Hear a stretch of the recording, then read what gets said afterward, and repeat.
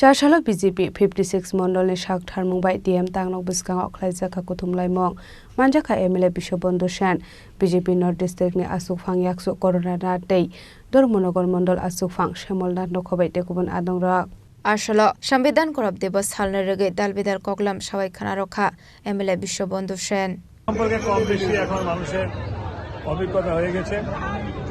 ভারতবর্ষের যখন সংবিধান রচিত হয়, বিশেষ করে আমাদের সংবিধান রচিতার মধ্যে একজন ছিলেন ডক্টর আম্বেদকর, বি.আর. আম্বেদকর মহোদয়।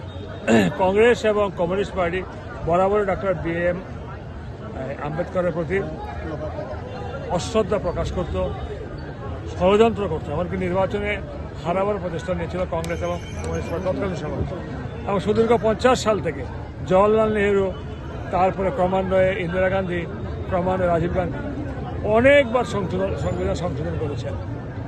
এরপরে এই সংবিধান সংশোধিত হতে হতে মাননীয় প্রধানমন্ত্রী নরেন্দ্র মোদী যখন এলেন, নরেন্দ্র মোদীজি পার্লামেন্টে প্রণাম করে, সংবিধানকে প্রণাম করে গণতন্ত্রের পাঠ সবাইকে শেখালেন।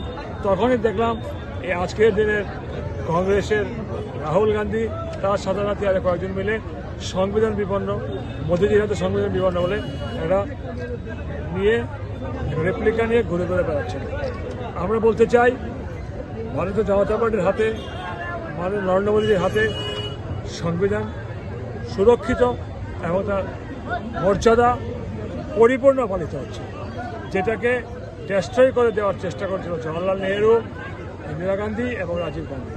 সেই সংবিধান দিবসকে কেন্দ্র করে আজকে আমরা এখানে জনজমায়েত করলাম। গতকালকে হয়েছে জেলাভিত্তিক বিশ্বনাথ বাজারে, আজকে হলো ধর্মনগরের, এবং 56 ধর্মনগর জনগণ দিয়ে এই সংবিধান যে আমরা গৌরব অভিযান করলাম, কানায় কানায় পূর্ণ হলো।